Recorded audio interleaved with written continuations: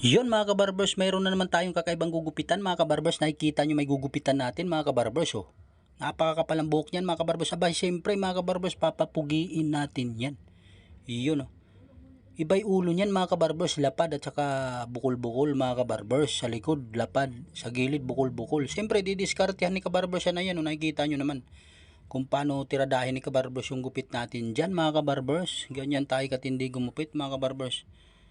Kailangan medyo mabilis konti mga kabarbers para mahabol mo yung oras kasi pila sa labas niyan mga kabarbers. Maraming dumating yung customer natin mga kabarbers.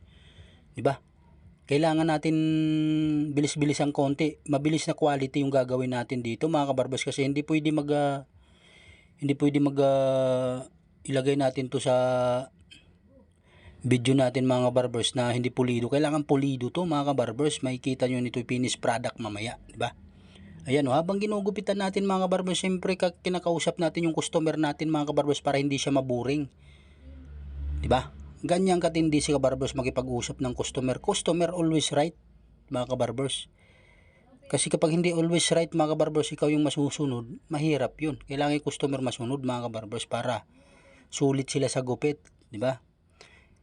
Kabarbers, kapag ginugupitan natin pagkatapos ng finish product mga kabarbers, siyempre minamassage natin yan mga kabarbers. Ayan o, imamassage ko yun mamaya mga kabarbers pagkatapos ating gupitan na yun. Kina-quality ng gusto ni kabarbers yan para maganda tignan, diba? Yun o, nakikita nyo naman yan mga kabarbers kung paano natin i-quality ng gupit.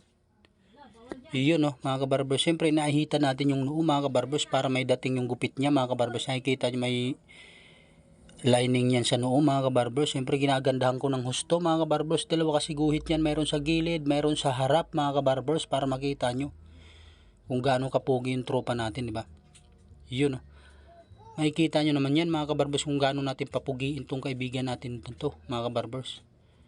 Siyempre pinaplangkitahan ko ng husto yung daliri ko mga kabarbers para hindi tayo magkamali dyan sa ahit.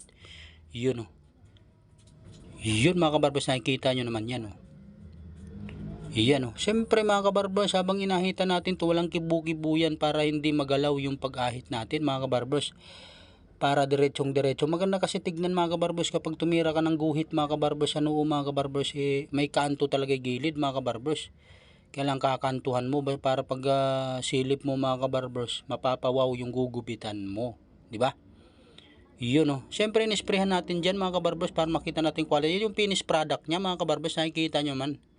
Yun o. Yun o, napakalinis yan yung mga kabarbers, sinasabi ko sa inyo bukol-bukol mga kabarbers. Ayan o.